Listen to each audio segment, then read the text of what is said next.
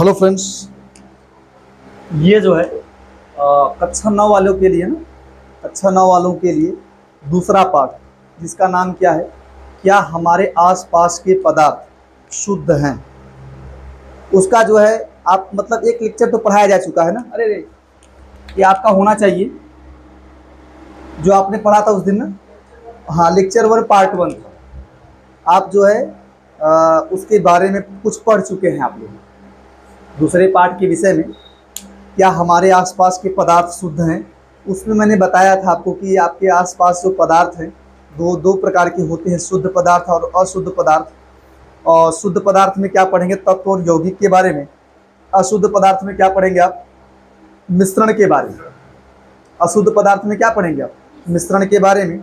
मिश्रण दो प्रकार का होता है, समांगी मिश्रण और विषमांगी मिश्रण। जो समांगी मिश्रण है उसमें पढ़ेंगे विलयन के बारे में, और जो विषमांगी मिश्रण है उसमें क्या पढ़ेंगे आप, कोलाइडी विलयन के बारे में और निलंबन के बारे में।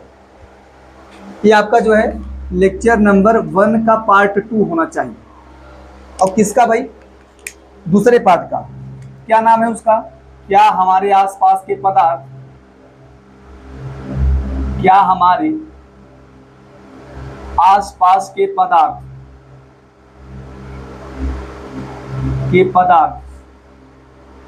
शुद्ध हैं। एक क्वेश्चन पूछा जा रहा है आपसे, तो ध्यान दीजिए आप। इसमें आपने क्या क्या पढ़ा है, हल्का से चर्चा कर दे रहा हूं। हालांकि मैंने वहां पर डीपली पढ़ाया था कि पदार्थ को दो प्रकार से बांटा गया है।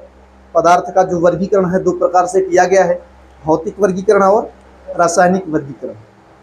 भौतिक वर्गीकरण में क्या पढ़ते हैं आप, भौतिक वर्गीकरण में पढ़ते हैं पदार्थ की अवस्थाओं के बारे में, कि पदार्थ कितनी अवस्थाएं हैं, उनमें क्या क्या विशेषता होती है। पदार्थ की मतलब 3 अवस्थाएं पढ़ते हैं सामान्य केस में आप, ठोस, द्रव, गैस। तो उन सब के बारे में आप पहले ही पाठ में पढ़ चुके हैं, ठोस के बारे में, द्रव के बारे में, गैस के बारे में, और पदार्थ की एक अवस्था को दूसरी अवस्था में कैसे बदला जाए, ये सब पहले पाठ में आप पढ़ चुके हैं। अब आप आ चुके हैं दूसरे पाठ। दूसरे पाठ में आपको यही देखना है कि हमारे आसपास के पदार्थ कैसे हैं, शुद्ध है कि अशुद्ध। और कैसे देखना है, ध्यान दो, इसको क्या बोलते हैं, पदार्थ का रासायनिक वर्गीकरण। पदार्थ को शुद्ध और अशुद्ध पदार्थों के रूप में अध्ययन करना, पदार्थ को शुद्ध और अशुद्ध रूप में अध्ययन करना, यह कहलाता है पदार्थ का रासायनिक वर्गीकरण। ठीक है, इसमें आप क्या पढ़ेंगे, शुद्ध अशुद्ध पदार्थ। शुद्ध पदार्थ में क्या पढ़ेंगे, तत्व यौगिक के बारे में। अशुद्ध पदार्थ में क्या पढ़ेंगे आप, मिश्रण के बारे में। मिश्रण कितने प्रकार का होता है, कौन कौन सा, समांगी और विषमांगी। समांगी में क्या पढ़ेंगे, विलयन के बारे में। विषमांगी में क्या पढ़ेंगे, कोलाइडी विलयन और निलंबन के बारे में। कम से कम ये चीजें आपके मन में चलनी चाहिए। तो देखो, आप पहले एक बार देखिए इधर कि जो शुद्ध पदार्थ है, शुद्ध पदार्थ, आप इसमें क्या पढ़ते हैं, तत्व के बारे में, यौगिक के बारे में, ऐसा लिख रहा हूं। शुद्ध पदार्थ में पढ़ते हैं आप तत्व के बारे में, यौगिक के बारे में। ठीक है, अशुद्ध में पढ़ेंगे आप किसके बारे में, मिश्रण वगैरह के बारे में। फिलहाल अभी इसकी बात की जाए कि ये क्या है। आपसे कहा जाए शुद्ध पदार्थ की परिभाषा क्या हो, शुद्ध पदार्थ की परिभाषा क्या हो, तो देखो, शुद्ध पदार्थ का परिभाषा जानने से पहले,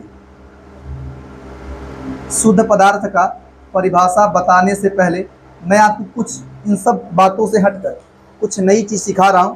उसका यहाँ यूज है, उसका यहाँ भी यूज है, इसके अगले पाठ में भी यूज है, परमाणु एवं अणु में। तो अगर आप उसको जान लेते हैं, इस पाठ को भी पढ़ने में सुविधा रहेगी और अगले पाठ को भी पढ़ने में सुविधा रहेगी। सबसे पहले देखो ध्यान से, मैं शुद्ध अशुद्ध पदार्थ को छोड़कर मैं बात करूं पदार्थ किसे कहते हैं। आप जानते हैं पदार्थ किसे कहा जाता है, पदार्थ उन सभी वस्तुओं को कह सकते हैं जिनमें द्रव्यमान होता है और जिनका कुछ आयतन होता है। जिनमें द्रव्यमान होता है और जिनका कुछ आयतन होता है, वो सभी वस्तुएं पदार्थ कहलाती हैं। और पदार्थ के विषय में ऐसा कहा जाता है कि जो पदार्थ होता है ये छोटे छोटे कणों से मिलकर बना होता है। किससे बना होता है?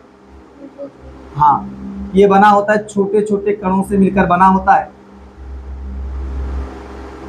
कणों से मिलकर बना होता है।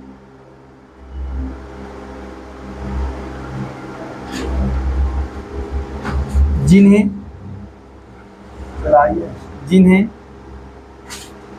परमाणु, देखो शुरू में अणु कहा गया था, बाद में परमाणु कहा गया था। पहले परमाणु कहे आप, वास्तव में परमाणु कहते हैं, परमाणु कहा जाता है।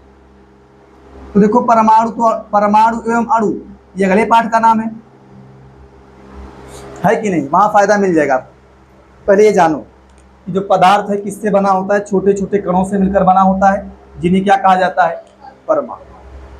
ये तो परिभाषा, मतलब ऐसा दिया गया है। अब आपसे कोई कहे कि परमाणु, देखो परमाणु की परिभाषा अलग होती है और परमाणु को पहचानने का तरीका मैं बताऊंगा आपको कि परमाणु को पहचाने कैसे। परिभाषा रख के ना बैठे आप। देखो परिभाषा रखने का मतलब क्या है कि आपसे कोई पूछे परमाणु किसे कहते हैं, उसकी परिभाषा बता दिए, बस हो गया। आपके सामने पता लगा परमाणु है, आप पहचान नहीं पा रहे। तो पहले पहचानना सीखो। परिभाषा तो आप कहीं से भी रख सकते हैं। मैंने लिखवाया भी होगा परमाणु और की परिभाषा, नहीं लिखवाया क्या? चलिए छोड़िए, जाने दीजिए। मैं परमाणु एवं अणु की परिभाषा तो अभी अगले पाठ में लिखवा दूंगा, क्या दिक्कत है? परिभाषा अलग है, लेकिन पहचानना सीखना कि कैसे पहचानोगे परमाणु है, कैसे पहचानोगे अणु, कैसे पहचानेंगे तत्व है, कैसे पहचानेंगे यौगिक। यही पहचानना सिखा रहा हूँ। बहुत इंटरेस्टिंग टॉपिक है जो आपका आज का टॉपिक है, वो बहुत इंटरेस्टिंग है। तो देखो यहाँ एक वर्ड है परमाणु, चलो इसको छोड़ता हूँ। एक शब्द है क्या? परमाणु। परमाणु को अंग्रेजी में जानते हैं क्या बोलते हैं? बोलते हैं एटम। क्या बोलते हैं? एटम। देखो हाँ, परिभाषा छोड़िए आप, मैं आपको ये बता रहा हूँ कि पहचानने के लिए। जैसे अगर आपने देखा है, आपने कभी लिथियम का नाम सुना है, कार्बन का नाम सुना है, नाइट्रोजन का नाम सुना है, हाइड्रोजन का नाम सुना है, कैल्शियम का नाम सुना है, फास्फोरस का नाम सुना है, ये सभी परमाणु क्या है? हाँ, जितना भी आपने अभी तक सुना है लिथियम, उनको बोलते हैं तत्व, बोलते हैं अपनी भाषा में आप कि 118 तत्व हैं। कितने हैं? 118। लेकिन वो वास्तव में परमाणु हैं।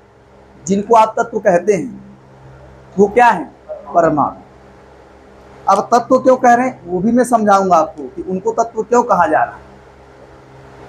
जैसे मैं आपको ये बता रहा हूँ कि वास्तव में वो परमाणु है, सोडियम परमाणु है, कार्बन परमाणु है, ऑक्सीजन परमाणु है, उसको तत्व क्यों कह रहा है? आपके बुक में लिखा है कि सोडियम तत्व, या ऐसा बोला है कि 118 तत्व, उन्हीं में तो आ रहा है सोडियम, उन्हीं में कार्बन आ रहा है, उन्हीं में ऑक्सीजन आ रहा है। तो उन्हें तत्व क्यों कहा गया है? जो कि वास्तव में परमाणु। तो देखो मैं सीधा पहचानना बता रहा हूँ, ठीक है? कि आप देखो परमाणु कैसे पहचानेंगे आप, ऐसे देख लो। जो आपने जो सुना है अभी तक, lithium, sodium, potassium, carbon, nitrogen, ये सब आपके क्या हैं? परमाणु। Sodium, potassium, carbon, nitrogen, oxygen, hydrogen, ये सब क्या है आपके? क्या हुआ? ये सब आपके परमाणु, ETC, ठीक है? अब देखो परमाणु से अणु बनता है। कई बच्चे कंफ्यूज हो तो ये कहते हैं कि अणु से परमाणु बनता है, लेकिन जानते रहिए आप परमाणु से क्या बनता है? अणु। अणु को बोलते हैं मॉलिक्यूल्स। क्या बोलते हैं? अणु को बोलते हैं मॉलिक्यूल्स अंग्रेजी में, जो कि परमाणु से बनता है। देखो अगर आपको सामान्य अपने भाषा में समझना है तो कभी भी अगर परमाणु की संख्या 2 या 2 से अधिक हो जाए, कभी भी कहीं आप देखें कि परमाणु 2 या 2 से अधिक साथ में रहते हैं, साथ में पाए जा रहे हैं, तो बोलो ये अणु। क्या है? अणु। अणु को आप अपनी भाषा में देखो, अपनी भाषा में आप कह सकते हैं परमाणु समूह। क्या कह सकते हैं? परमाणु। आप बोल सकते हैं group of atom. Group of, अगर ग्रुप ऑफ एटम है तो उसको आप अणु कह सकते हैं। क्या कह सकते हैं? सुनो ध्यान से, अणु को अपनी भाषा में आप परमाणु समूह कह सकते हैं। परमाणु समूह का मतलब जब परमाणु बहुत सारा रहे, कितना, तब 2 या 2 से ज़्यादा। अगर परमाणु 2 या 2 से अधिक है और साथ में है, ऐसा ना कहें, साथ में 2 या 2 से अधिक परमाणु है, तो आप बोल दो कि अब वो अणु कहलाएगा। क्या कहलाएगा? अणु। परिभाषा भी लिखवा रहा हूं मैं इसका। परिभाषा तो ऐसा लिखा गया है कि 2 या 2 से अधिक,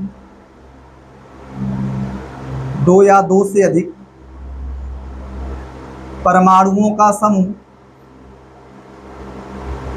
परमाणुओं का समूह अणु कहलाता है। क्या कहलाता है? 2 या 2 से अधिक परमाणुओं का समूह। मैंने कहा परमाणुओं का समूह, कितने परमाणुओं का? कम से कम 2। अधिक तो हो सकता है, कम से कम 2। अब उससे अधिक कितना भी रहे, कम से कम 2 होना चाहिए परमाणु, उससे अधिक कितना भी रहे उसको मिला बोलेंगे अणु। क्या बोलेंगे उसको आप? अणु। जैसे एग्जाम्पल देखो, एग्जाम्पल के थ्रू समझे। जैसे देखो, आपसे कोई कह दे कि H2 क्या है, H2 न, तो देखो H परमाणु है लेकिन H2 का मतलब अणु कहें। H2 का मतलब 2 H है। कितना H है? और H तो परमाणु है, H एक परमाणु है, H2 का मतलब 2 H है, मतलब 2 परमाणु। तो आप क्या कहेंगे? अणु। क्या कहेंगे? अणु। इससे दिख जाएगा आपको। देखो, अगर आपके पास O2 हो, ऑक्सीजन परमाणु है, O2 का मतलब 2 ऑक्सीजन, मतलब 2 परमाणु। कितने परमाणु? 2 परमाणु। ये भी अणु है। आपसे कोई कह दे N2, ये भी अणु है कि नहीं? यहाँ 2 परमाणु दिख रहे हैं आप। आपसे कोई कह दे O3, क्या बोल दे? O3 का मतलब 3 ऑक्सीजन, यहाँ 3 परमाणु। कितने परमाणु हैं? 3 परमाणु हैं। आपसे कोई कह दे P4, कितने परमाणु हैं? 4। कितने हैं? हाँ। आपसे कोई कह दे S8, 8 परमाणु। आपसे कोई कह दे H2O, यहाँ कितने परमाणु? हाँ 3। आप गिन सकते हैं आसानी के साथ, 2 H है और 1 ऑक्सीजन है, तो 2 परमाणु प्लस 1 परमाणु, कितने हो गए? 3। आपसे कोई कह दे Na2O, कितने परमाणु? 4 नहीं, Na सोडियम है, सोडियम 1 परमाणु है, Na सोडियम है, सोडियम 2 है, मतलब 2 परमाणु सोडियम है और 1 ऑक्सीजन है, कुल मिलाकर कितना हो जाएगा? 3। आपसे कोई कह दे NaCl, कितने परमाणु? 2, 1 sodium 1 chlorine, Cl 1 chlorine, Cl क्या है? क्लोरीन। ये भी 1 परमाणु है, वो भी 1 परमाणु। आपसे कोई कह दे KCl, ये भी 1 परमाणु, पोटेशियम है और क्लोरीन। C को अलग, L को अलग नहीं कहना है, वो साथ में ही है, क्लोरीन। ठीक है। और ध्यान दें, और भी ये संभव है। जैसे देखो, आपको हो जाए H2O2, यहाँ कितने परमाणु है? 4। यहाँ परमाणु 4 है। आपसे कोई कह दे H3PO4, यहाँ कितने परमाणु हैं? 8 परमाणु हैं। ध्यान से गिने आप, 3 H है, 1 P है और 4 O है, तो 3 1 4 और 4 4 8 परमाणु हैं। तो बस आप यही पहचानना सीख लो ना। जैसे H2SO4 है, यहाँ कितने परमाणु है? 7। कितने परमाणु है? हाँ। तो यही है, परमाणु की संख्या 2 या 2 से अधिक होती है तो उसे आप क्या नाम देंगे? अणु। क्या नाम देंगे? अणु नाम देंगे आप। तो इतने देखो, इतना में क्लियर है आप? परमाणु थोड़ा पहचान लो, उसके बाद अणु को पहचान लीजिए। इसके बाद 2 शब्द और है, तत्व और यौगिक। इन 2 शब्दों को मुझे क्लियर करना है आपके लिए। देखो ध्यान दीजिए आप, मैं इधर ही लिखवा दूं, छोड़िए जाने दीजिए। देखो, एक तत्व है, शब्द है तत्व। बहुत इंपॉर्टेंट बता दे रहा हूँ, इनको ऐसे बना लीजिए आप, तत्व और यौगिक को साथ में पढ़िए, क्योंकि अक्सर साथ में ही आते हैं तत्व यौगिक। ठीक है, तत्व को अंग्रेजी में बोलते हैं एलिमेंट्स। क्या बोलते हैं?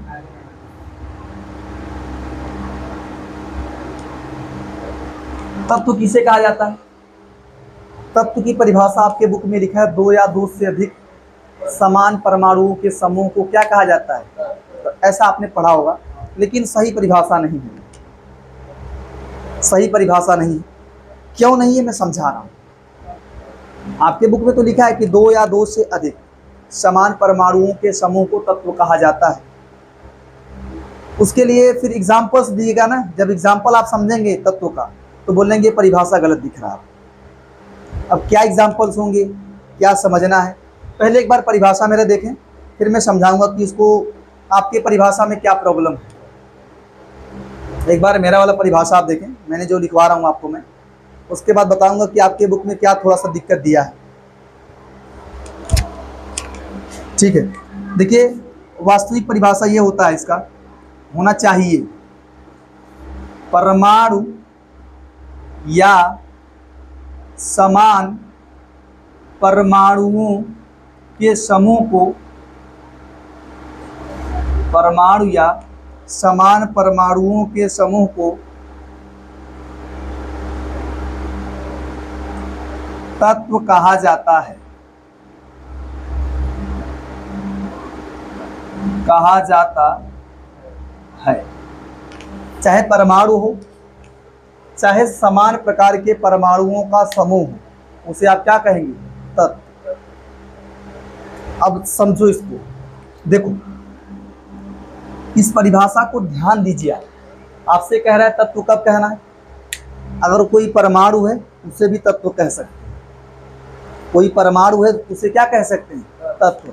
जैसे आपका ये तो परमाणु है, सोडियम, लिथियम भी परमाणु है, कार्बन भी परमाणु है, लेकिन आप इसको तत्व भी कह सकते हैं, तत्व भी कह सकते हैं। अगर एक ही परमाणु है तो उसको आप परमाणु भी कह सकते हैं, एक ही परमाणु है तो उसको आप परमाणु भी कह सकते हैं, और क्या कह सकते हैं?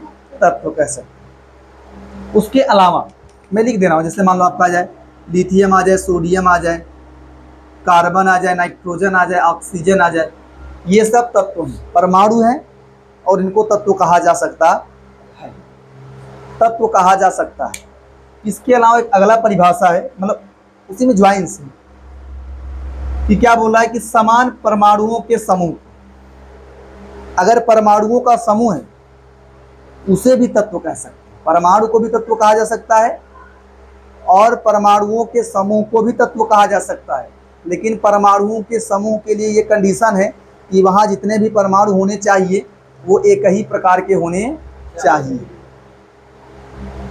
ध्यान दें आप, परमाणुओं के समूह को तत्व तभी कहा जाएगा जब वहाँ उपस्थित परमाणु, मतलब कह सकते हैं परमाणुओं के समूह में जो बहुत सारे परमाणु हैं, अगर वो परस्पर समान हैं, आपस में समान हैं, तो उन्हें तत्व कह सकते हैं आप। जैसे एग्जाम्पल, जैसे H2 में 2 H है ना, दोनों आपस में समान होंगे। O2 में 2 ऑक्सीजन है, परमाणुओं का समूह है कि नहीं? ये सब ये परमाणुओं का समूह है, लेकिन इसमें देखिए दोनों H समान है आपस में, दोनों ऑक्सीजन आपस में समान है, दोनों नाइट्रोजन आपस में समान है, यहाँ 3 ऑक्सीजन तीनों आपस में समान है, 4 फास्फोरस हैं वो भी आपस में समान है, फास्फोरस ही फास्फोरस है। तो जब भाई फास्फोरस ही फास्फोरस होगा तो आपस में समान ही होगा ना।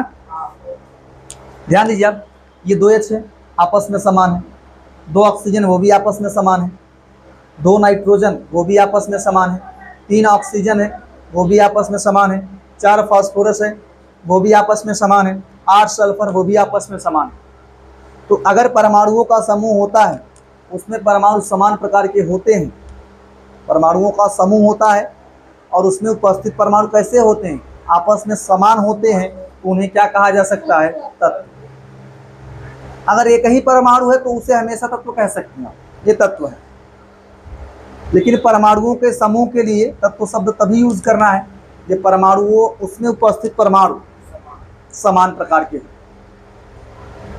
ठीक है, जिसे एग्जाम्पल लिख लें आप, जैसे आपका O2 आ जाए, N2 आ जाए, H2 आ जाए, O3 आ जाए, P4 आ जाए, S8 आ जाए, ये भी क्या है आपके तत्व है, ये भी क्या है तत्व है।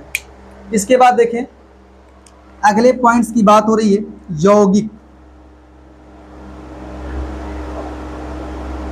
क्या है यौगिक? इसको बोलते हैं कंपाउंड।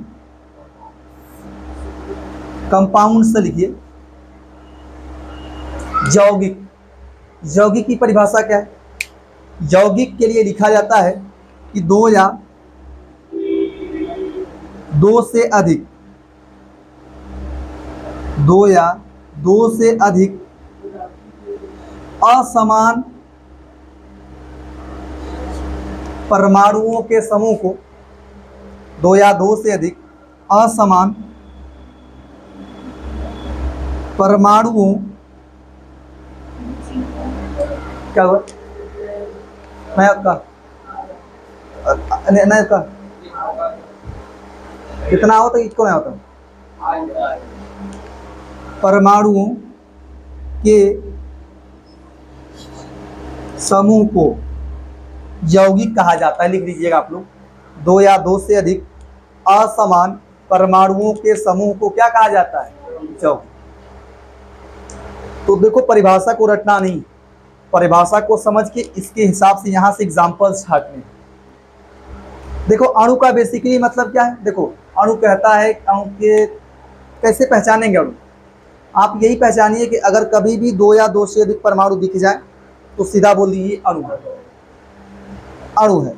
अब अणु में अगर मान लीजिए दो या दो से अधिक परमाणु हैं तो उसको आप तत्व भी कह सकते हैं, यौगिक भी कह सकते हैं। एक परमाणु को तो तत्व हमेशा कहा ही जाएगा, एक परमाणु को हमेशा क्या कहा जाएगा? तत्व। लेकिन अगर परमाणु एक से अधिक होते हैं तो आप उनको तत्व कहेंगे कि नहीं कहेंगे? इसके लिए आप देख लीजिए उसमें जो परमाणु है, अणु में परमाणु है, वो समान प्रकार के हैं कि नहीं।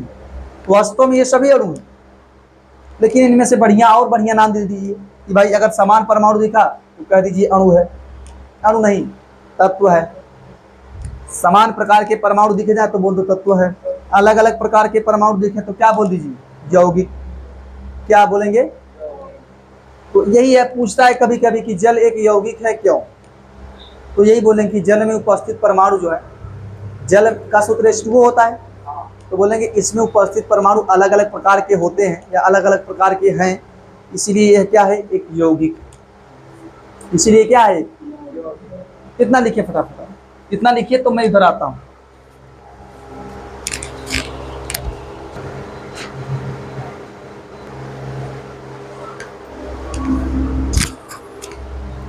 देखिए ध्यान से आप देखो, आपने यौगिक के विषय में लिख लिया ना, ये दो या दो से अधिक असमान परमाणुओं के समूह को क्या कहा जाता है? यौगिक। अच्छा, अगर यौगिक का एग्जाम्पल लिखा जाए, यौगिक के उदाहरण लिखे जाएं, क्या क्या लिखेंगे आप? तो देखो यौगिकों में जो एग्जाम्पल्स लिखेंगे, जो आपने यही जो लिखा तो उसी में छाट लीजिए आप। तो इसमें यौगिक के एग्जाम्पल्स क्या होंगे, क्या लिखेंगे आप? जिससे आपका NaCl हो जाए, KCl हो जाए, ऐसे लिख लो। इसके बाद आपका हो जाए H2O हो जाए, H2O2 हो जाए, ठीक है, आपका H3PO4 हो जाए, H2SO4 हो जाए, और बहुत सारे मिलेंगे। जब भी परमाणु आपको अलग अलग प्रकार के दिख जाए, अलग अलग प्रकार के परमाणु दिख जाए, इसे आप क्या बोलेंगे? यौगिक। इसको थोड़ा ध्यान दीजिएगा आप इन शब्दों को। अब भी आप सुनो, अभी मैं आता हूं आपके इस परिभाषा पर कि शुद्ध पदार्थ क्या है। ये ऐसा लिखेंगे ना, हेडिंग कर सकते हैं आप लोग, पदार्थ का रासायनिक वर्गीकरण। पदार्थ का रासायनिक वर्गीकरण। तो आप इसमें लिखेंगे क्या कि पदार्थ के रासायनिक संगठन के आधार पर पदार्थ के रासायनिक संगठन के आधार पर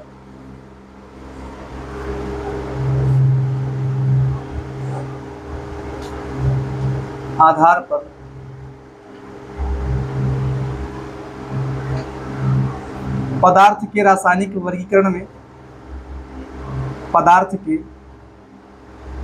रासायनिक वर्गीकरण में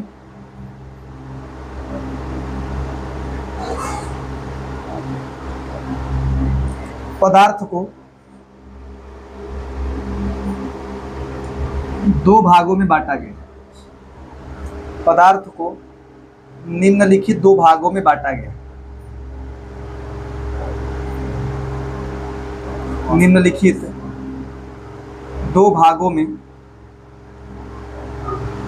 बांटा गया है। कौन कौन सा भाई? शुद्ध पदार्थ, तो पहला हेडिंग होगा शुद्ध पदार्थ। शुद्ध पदार्थ अंग्रेजी होता है प्योर मैटर्स। Pure matters.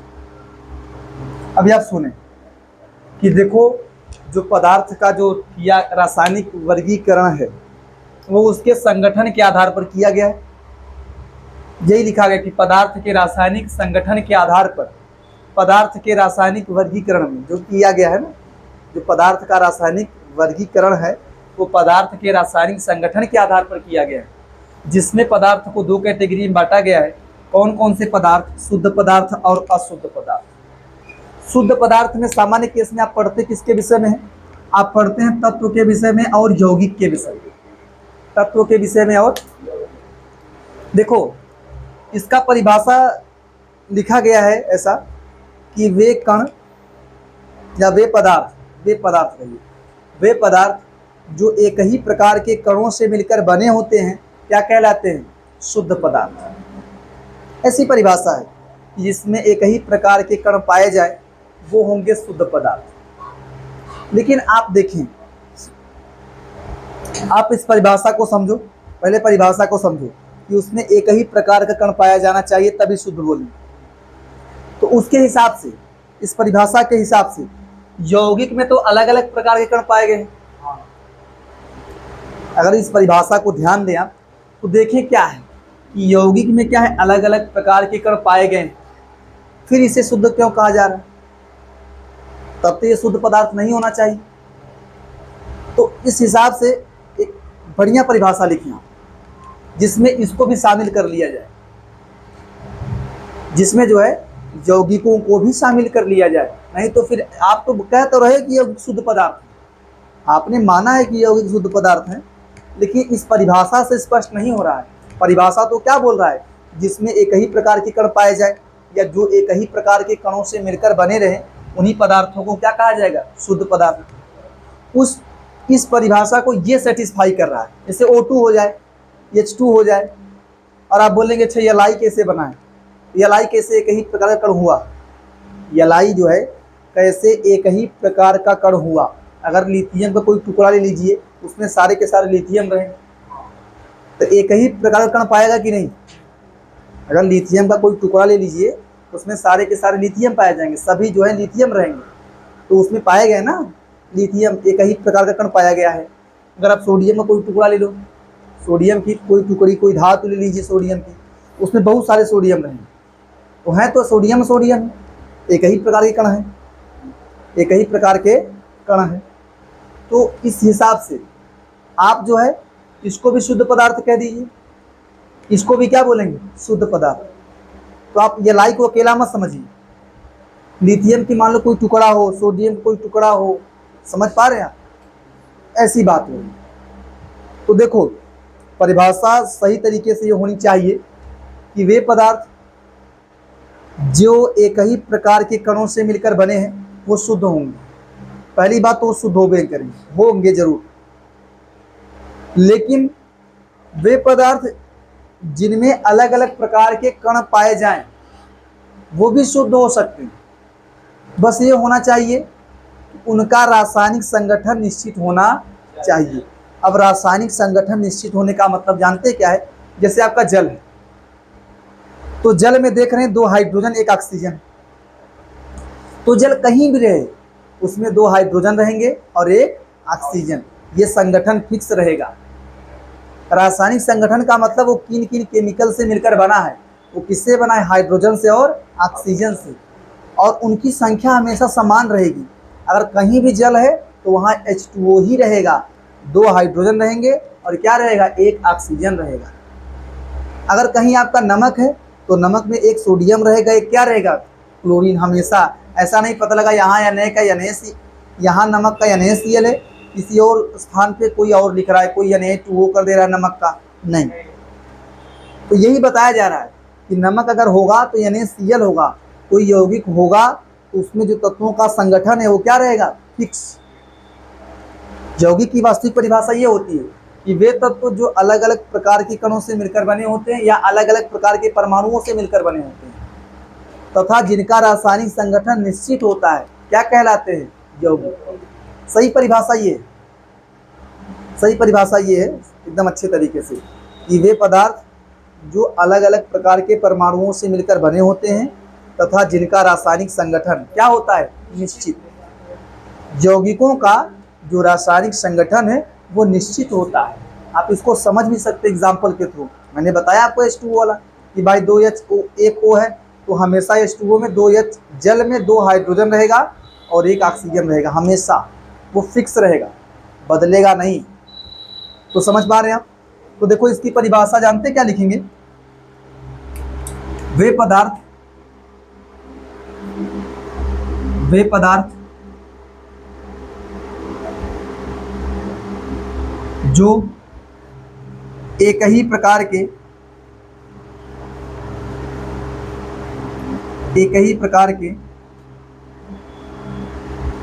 कणों से मिलकर बने होते हैं शुद्ध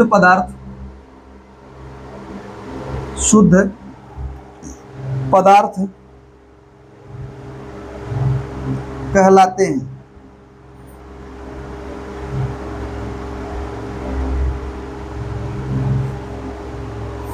ऐसा लिख सकते हैं ना, वे पदार्थ जिनका क्या लिख सकते हैं? वे पदार्थ जो अलग अलग प्रकार के, इसके मैं एग्जाम्पल सभी लिखवाऊंगा ना, यहाँ एग्जाम्पल सिखाऊंगा अभी। इसका एग्जाम्पल्स क्या लिखेंगे?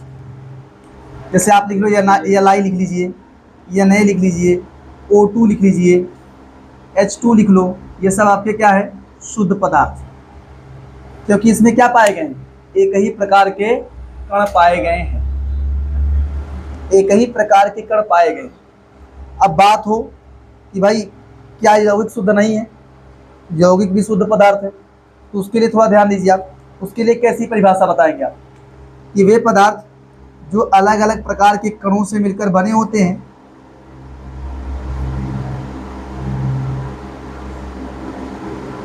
कणों से मिलकर बने होते हैं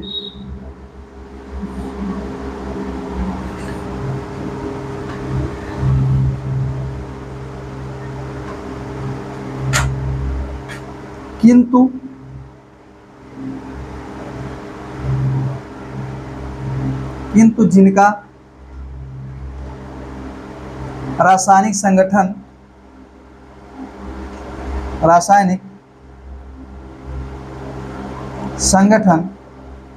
निश्चित होता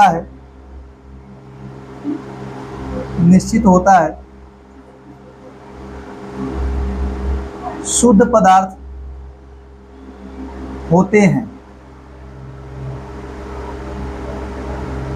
शुद्ध पदार्थ होते, आप समझ पा रहे हैं आप कि जो भाई एक ही प्रकार के कणों से मिलकर बना रहेगा वो शुद्ध होगा ही करेगा। लेकिन ऐसा नहीं है कि जो अलग अलग प्रकार के कणों से मिलकर बने रहे तो वो शुद्ध नहीं है।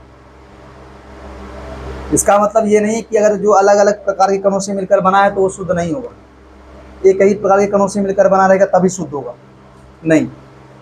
शुद्ध पदार्थ अलग अलग प्रकार के कणों से मिलकर भी बने हो सकते हैं, लेकिन उनका रासायनिक संगठन कैसा होना चाहिए? फिक्स होना चाहिए। कैसा होना चाहिए? निश्चित होना चाहिए। एग्जाम्पल जैसे लिख लेंगे ना, जैसे में H2O, NaCl, ये सब आपके क्या शुद्ध पदार्थ है ना।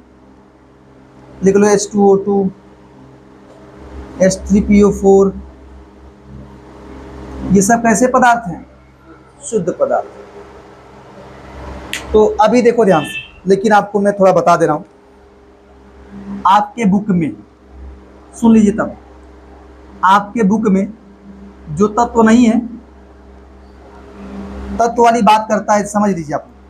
आपके बुक में तत्व को 3 कैटेगरी में बांटा गया है, जानते किसमें? धातु में, अधातु में और उपधातु में।